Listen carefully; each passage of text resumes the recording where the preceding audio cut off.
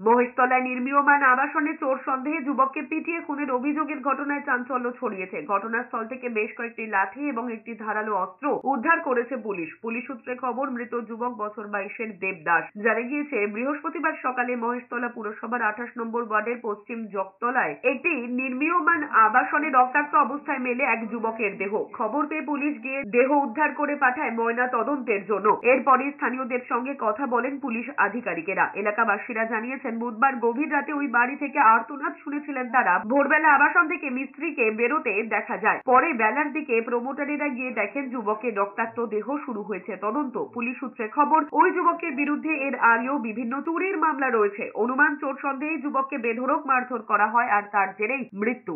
সময় মারা হয়েছে আর এটা খুব চাল্লামিলি হচ্ছিল। এবার তারপরে সকালবেলা ভোরবেলা আমরা মাল নিয়ে এসেছি, দেখি পুলিশ এখানে আছে, তারপর লাশ তুলে নিয়ে তাও চলে গেল। না, ও চোর একটা চুরি করতে এসেছিল আর ধরে মেরে দিয়েছে।